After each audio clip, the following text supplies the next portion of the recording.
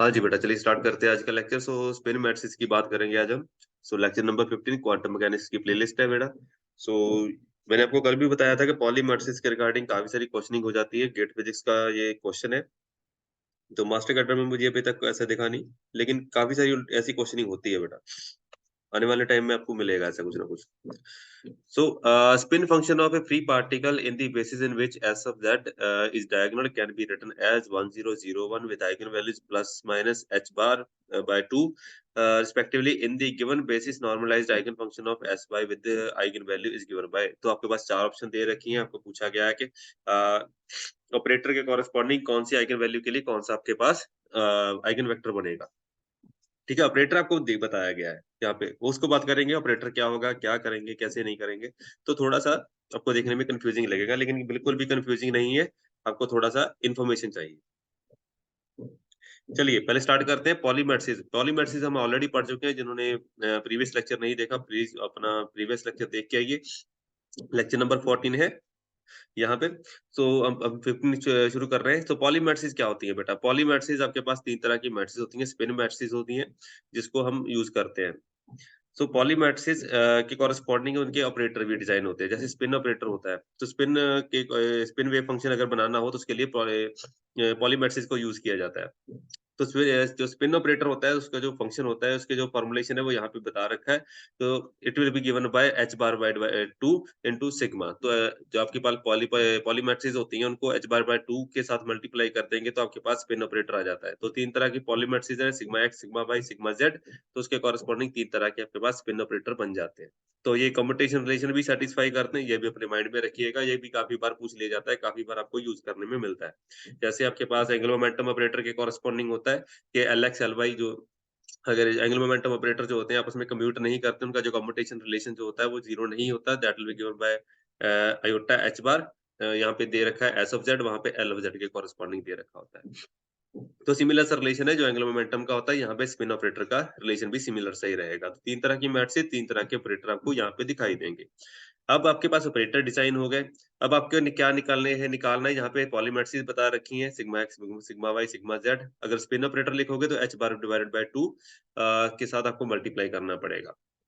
तो उसके साथ आइगन वेक्टर क्या होंगे? तो जिन आइगन वेक्टर्स के ऊपर ये ऑपरेटर ऑपरेट करेंगे तो आपके पास कोई ना कोई आइगन आइगन वैल्यू निकल के आएगी। जो पॉलीमेट्रिक्स होती है मैंने आपको बताया था, हर्मिशियन होगी तो आइगन वैल्यूज क्या रहेगी? रियल ही रहेगी बेटा। तो यहाँ पे आइगन वैल्यूज क्या दे रखी हैं? Plus minus one, plus minus one, plus minus one. तो इनकी आइगन वैल्यू जो रहेगी प्लस माइनस वन के कॉरेस्पॉन्डिंग ही आएगी। चलिए इसको फॉरवर्ड करते हैं हम।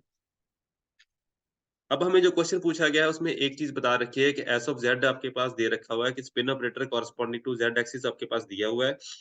उसके पास कॉरेस्पॉन्डिंग आइगन वैल्यूज जो है, अगर किसी जो उनके पास आइगन वेक्टर भी दे रखा है, अगर कोई आइगन वैल्यू आ रही है that will be corresponding two plus minus h bar divided by 2 and Sai. तो आपके पास जो आइगन वेक्टर दे रखा है जो वहां पे दिया हुआ है दैट इज 1 एंड 0, और it is given by 0 and 1, जिसको हम बोलते हैं spin up and spin down. Basic operator की बात करते हैं।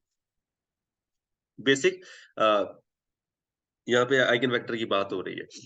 तो वेव फंक्शन आपके पास दिया हुआ था, उसके कॉरेस्पॉन्डिंग एस ऑफ जेड क्या होता है? एस ऑफ जेड आपके पास पॉलीमेट्रिक्स के कॉरेस्पॉन्डिंग स्पिन ऑपरेटर हो गया। आइगन वैल्यू निकल के आएगी, प्लस होगी या माइनस होगी, एच इस बार डिवाइडेड बाय 2 निकल के आएगा। तो वह उसी को हमने यहाँ पे इलैबोरेट करना है। हमें पूछा नहीं, ये नहीं गया एस ऑफ जेड के कॉरेस्पॉन्डिंग, ये हमारे लिए रेफरेंस का काम कर रहा है। उन्होंने रेफरेंस दे दिया कि ऐसी कोई अगर फॉर्मुलेशन बनती है तो अगर एस ऑफ वाई आपके पास दे रखा है तो उसके लिए साई निकालना है। सो एस ऑफ वाई आपके पास गिवन है, तो आपने एस ऑफ साई को निकालना है, मतलब आइगन वेक्टर आपने यहाँ पे कैलकुलेट करना है। तो मैं पहले बता दूं कि आइगन वेक्टर जो हमें न्यूमेरिकल पूछा गया है उसको हम कैलकुलेट कैसे करेंगे, वो that will be discussed at last. पहले देख लेते हैं, अगर आपको कुछ भी ना दिया गया हो कि आपके पास चार, जैसे आपके पास यहाँ पे चार ऑप्शंस अवेलेबल है, ए बी सी डी दे रखी है, अगर ए बी सी डी भी ना हो तो आप क्या करोगे?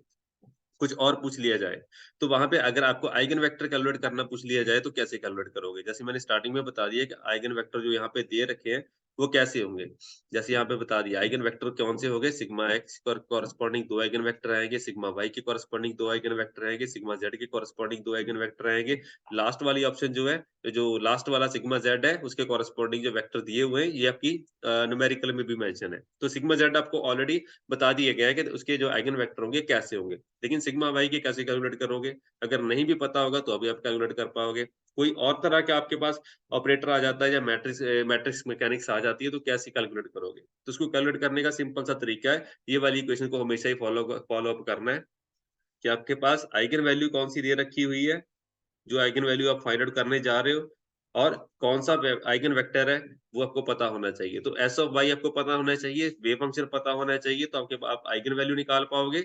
अगर आपके पास आइगन वैल्यू गिवन है, ऑपरेटर गिवन है, तो आप आइगन वेक्टर निकाल पाओगे। तो 3 में से आपको एक वैल्यू पता होनी चाहिए।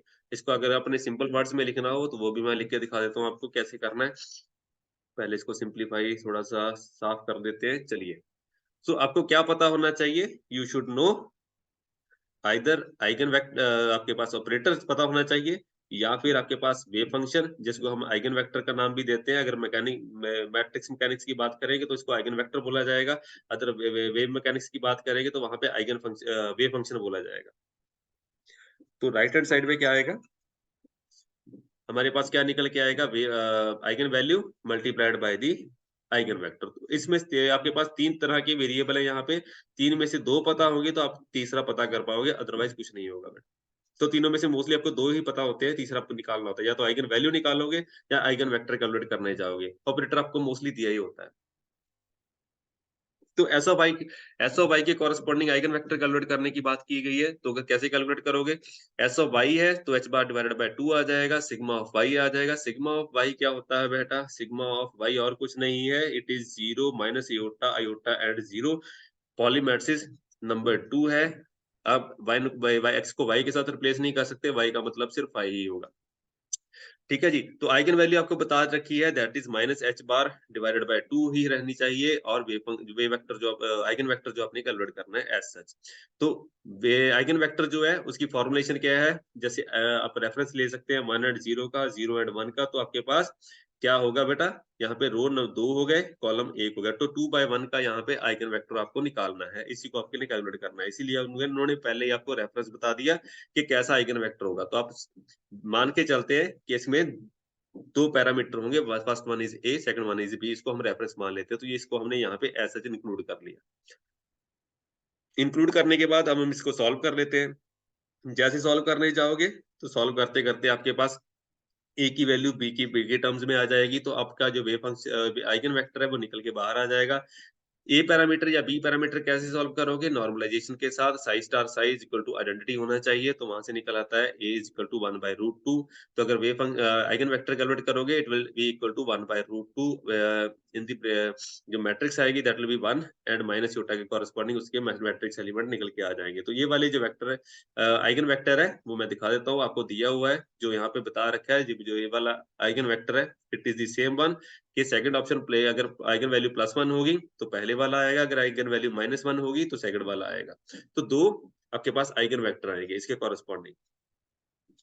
लेकिन अब देखिए कि आपके पास जो प्रॉब्लम दिखा रखी है यहाँ पे उसमें से कोई भी ऑप्शन इसके साथ मैच नहीं करती। ठीक है जी? जो इसका प्रॉब्लम का सॉल्यूशन है that is option number D, लेकिन आपके पास यहाँ पे उसके साथ आपके वैल्यू वगैरह कोई भी मैच नहीं करती। यहाँ पे 1 माइनस योटा यहाँ पे दे ही नहीं रखा। 1 एंड माइनस योटा यहाँ पे कहीं भी नहीं है। ठीक है जी, क्यों नहीं है? बिकॉज़ मैंने यहाँ पे लिख भी रखा हुआ है कि it does not match any of the given option since there can be many set of linearly independent orthogonal basis vectors. तो यहाँ पे एक प्रॉब्लम होती है कि there can be set many sets of linearly independent basis vector. तो basis vector आपके काफ़ी सारे हो सकते हैं। आप कोई भी ऑर्थोगोनल सेट को चूज़ कर सकते हो। तो ज़रूरी नहीं है जो हमने निकाला है वही वो वैल्यू कोट करेगा। तो जो हमने निकाला है आंसर वो भी ठीक है और जो उसने कोट कर रखा है वो भी ठीक है। लेकिन हमें उसके कॉरेस्पॉन्डिंग उसके जो उसने 4 ऑप्शन दे रखी हैं, उसके उसमें से एक चूज़ करनी है। तो उसको कैसे चूज़ करेंगे? उसको चेक आउट करने के लिए आपको वन बाय वन सबको टेस्टिफाई करना पड़ेगा, टेस्ट करना पड़ेगा। जो मैंने स्टार्टिंग में इक्वेशन दिखा रखी है कि ऑपरेटर एंड आइगन वेक्टर, ठीक है जी? राइट हैंड साइड पे eigen value and eigen vector. तो ये वाली इक्वेशन जैसे आप h of psi is equal to E of psi वाली इक्वेशन उसको रिमेंबर रखते हो, उसके कंपेयर करके काम चला सकते हो। तो इस इक्वेशन को बार-बार टेस्ट करेंगे। आइगन वैल्यू हमें यहाँ पे पता है minus h bar divided by 2 होनी चाहिए। आइगन वेक्टर हमें निकालना है, s ऑफ i हमें पता है। तो एक-एक करके सबको हम टेस्ट करेंगे कि हमारे पास ये वाली इक्वेशन सैटिस्फाई होती है कि नहीं होती है।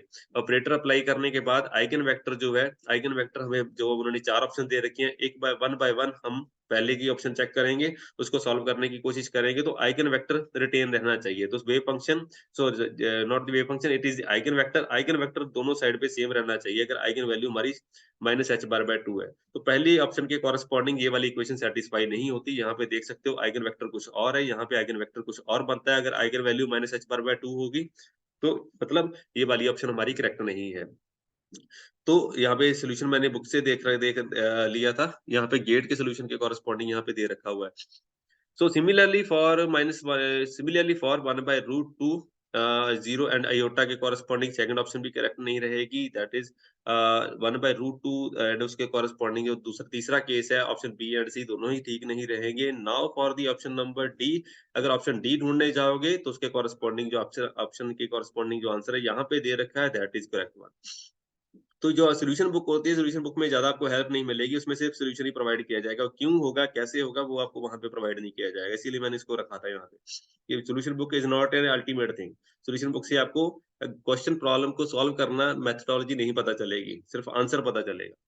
So now for the option D, अगर ऑप्शन डी को सॉल्व करने जाओगे, तो यहाँ पे देख सकते हो, तो ऑपरेटर भी दे रखा हुआ है, आइगन वेक्टर भी दे रखा हुआ है, राइट हैंड साइड पे उसकी आइगन वैल्यू भी सैटिस्फाई कर गई एंड उसके कॉरेस्पॉन्डिंग आइगन वेक्टर भी यहाँ पे ठीक-ठाक मिल गया हमें। तो eigen vector both side same हो गया, आइगन वैल्यू मैच कर गई, तो हमारा जो आंसर है, वो ठीक हो जाता है। मतलब जो ऑप्शन डी है हमारे पास, वही आइगन वेक्टर इसके लिए सैटिस्फाई करेगा। चाहे हमारे पास ऑप्शन ऑलरेडी अवेलेबल थी, आइगन वेक्टर के कॉरेस्पॉन्डिंग, लेकिन वो किसी भी ऑप्शन के साथ मैच नहीं करती, तो नहीं करती, कोई बात नहीं। हमें चारों ऑप्शन में से एक चीज़ को पिक करना है, तो हम इक्वेशन को सैटिस्फाई करवा के भी वो वाला काम चला सकते हैं because there can be many sets of basis factors which are orthogonal and normalised.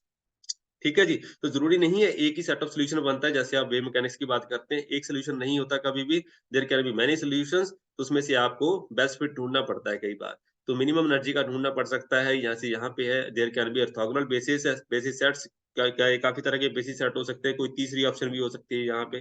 तो there can be many solutions, लेकिन आपको प्रॉब्लम अपने हिसाब से सेट करके उसको चेक आउट करना है। So you have to tally that thing. तो इसमें आप इसको ऐसे क्वेश्चन्स को अपने माइंड में रखिए कि ऐसे भी आपको क्वेश्चनिंग हो सकता है आपको आंसर ऑलरेडी पता हो लेकिन उसमें से कोई भी ऑप्शन मैच नहीं कर रही हो तो भी हो सकता है आंसर ठीक निकल आए कोई ना कोई। तो ज़रूरी नहीं है कि उन्होंने आंसर आपको गलत ही दे रखे होते हैं, ऐसा नहीं हो। तो ठीक है बेटा, सो ऐसे न्यूमेरिकल लेके आते रहेंगे आपके लिए। Till then thank you very much, see you next time.